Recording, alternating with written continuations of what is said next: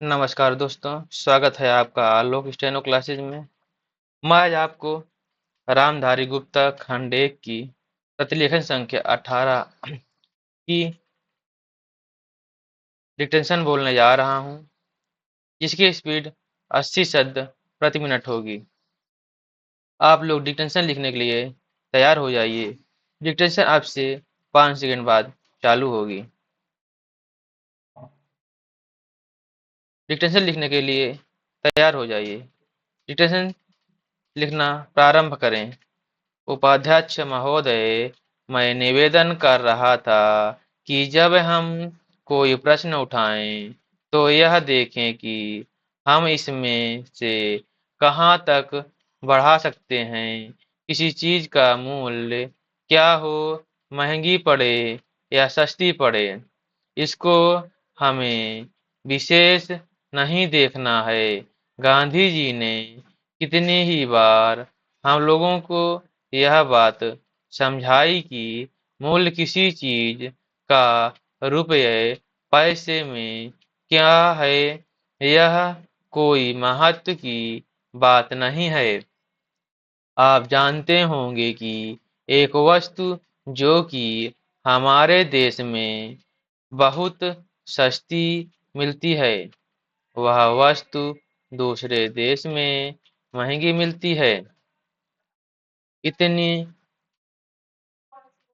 इतना निवेदन करने के बाद अब मैं श्रम विभाग को जो रिपोर्ट है उसकी एक मद की ओर तुरंत आ जाता हूँ। जैसा कि पहले मैंने कहा है, मैं समझता हूँ कि हमारे इस श्रम विभाग का महत्व दिन प्रतिदिन बढ़ेगा। बहुत से प्रश्न हैं जिनकी तरफ आपका ध्यान भी नहीं है। उन प्रश्नों को आपको लेना पड़ेगा।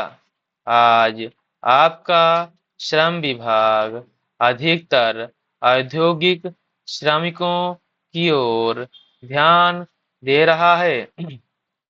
अभी हमारे माननीय सदस्य ने जो खेतिहर मजदूरों की दशा सुधारने का और की ओर भी आपका ध्यान दिलाया था और बतलाया था कि आज उनकी कैसी खराब हालत हो रही है।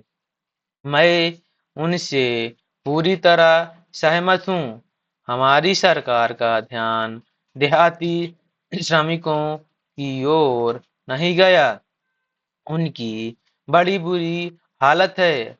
आपने उनकी दशा सुधारने के लिए क्या किया है?